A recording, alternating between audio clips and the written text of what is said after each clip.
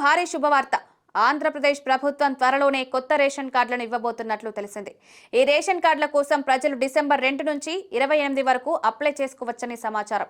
Already ఉన్న ration కార్డుల స్థానంలో ప్రభుత్వం కొత్త రేషన్ కార్డులు ఇవ్వనుంది. అలాగే ఇప్పటి వరకు రేషన్ కార్డు లేని వారు రేషన్ కార్డు కోసం అప్లై చేసుకోవచ్చు. ఏపీలో ప్రస్తుతం ఉన్న రేషన్ కార్డులపై దివంగత సీఎం వైఎస్ రాజశేఖర్ రెడ్డి, మాజీ సీఎం జగన్ ఫోటోలు ఉన్నాయి. వాటిని తొలగించి ఏపీ ప్రభుత్వ ముద్రతో ఉన్న రేషన్ కార్డులు ఇవ్వాలని కూటమి ప్రభుత్వం నిర్ణయించింది. అందుకోసం డిసెంబర్ చివరి నాటికి కొత్త రేషన్ కార్డులు ఎలా ఉండాలో ఫిక్స్ చేస్తుందని తెలిసింది. ఆ తర్వాత కొత్త కార్డుల జారీ మొదలవుతుంది.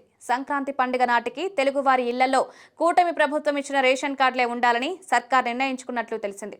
అప్పటికల్లా పాత వాటిని తీసుకొని కొత్త వాటిని ఇచ్చే ప్రక్రియ పూర్తి చేయాలనే ఆలోచనలో ఉన్నట్లు తెలుస్తోంది. అందువల్ల డిసెంబర్ నెలలో రేషన్ కార్డులకు సంబంధించి కీలక ప్రకటన రాబోతోందని సమాచారం. ప్రతి పండుగ సమయంలో ప్రజలు ఏదైనా ప్రభుత్వం ఇస్తే బాగుండని కోరుకుంటారు. ఏదైనా శుభవార్త ప్రభుత్వం నుంచి రావాలనుకుంటారు. అందులోనూ సంక్రాంతి పండుగ అంటే ఏపీ ప్రజలు బాగా జరుపుకుంటారు.